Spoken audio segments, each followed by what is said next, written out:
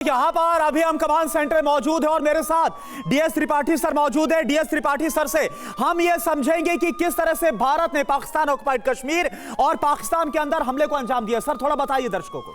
देखिए, ये जो इलाका है ये पाकिस्तान ऑक्युपाइड जो कश्मीर है उसका इलाका है।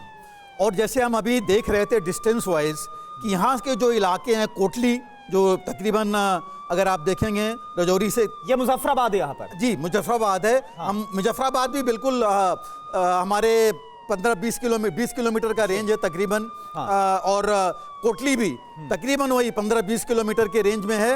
और ये जो इलाके हैं बिल्कुल पिन पॉइंट टारगेट्स हमारे पास थे। इनके एक एक जो इनके टेररिस्ट कैंप्स हैं उनके सबके डेटा हमारे पास था और उन पर पिन पॉइंट हमला हुआ है।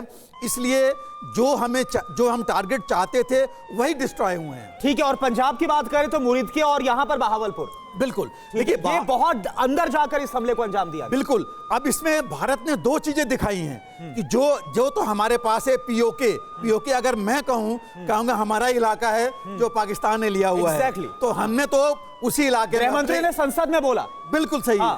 तो वही मैं कह रहा हूं। वो तो मैं कहूंगा हमारा इलाका है और हम जो है उसी को वापस लेना चाहते हैं।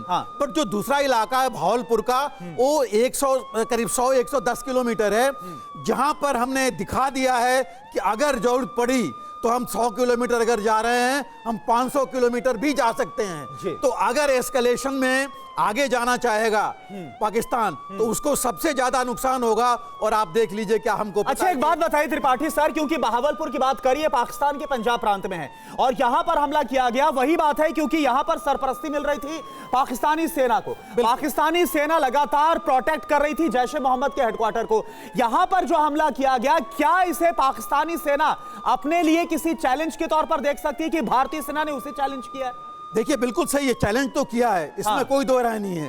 और ये दिखा दिया है कि अगर हम, जैसे मैंने कहा कि हम 100-110 किलोमीटर पर जाके पिन पॉइंट टारगेटिंग कर सकते हैं तो हम बाकी जगह भी कर सकते हैं। और ये जो टारगेटिंग हुई है हमारे एयरफोर्स ने अपने मिसाइल से किया है। तो हमारी एयरफोर्स पूरी जो है उसके पास कैपेबिलिटी है कि अंदर जा करके ये टारगेटिंग कर सके।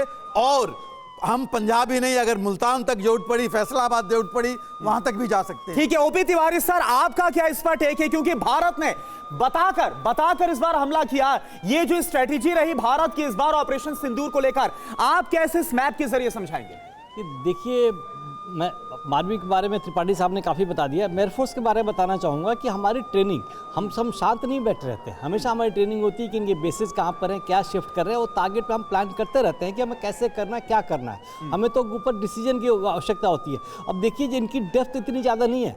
हमारे जो प्लेटफॉर्म्स है, मिसाइल लॉन्च करने के 2 प्लेटफॉर्म होते हैं, एक ज़मीन से भी हो सकता है, शिप से भी हो सकता है, एयर से भी हो सकता है। लेकिन एयर से जब मिसाइल लॉन्च होती है उसकी एक्यूरेसी ज़्यादा होती है और किल प्रोबेबिलिटी बहुत ज़्यादा होती है। तो यही इस बार हमने अचीव किया है।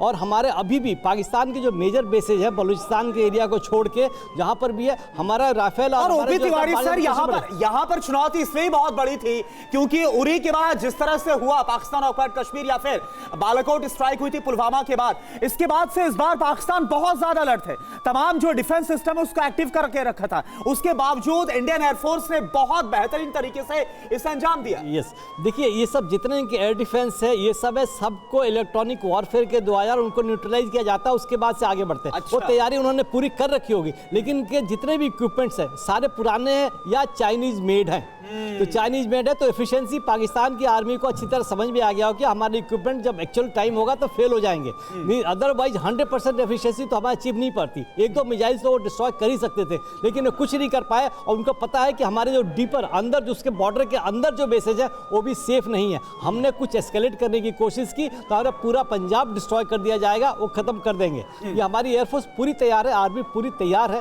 बिकॉज इसमें कोई बहुत ज़्यादा नहीं है। बिकॉज हमारी एफिशिएंसी, हम पॉलिटिकल इंटरफेरेंस नहीं होता।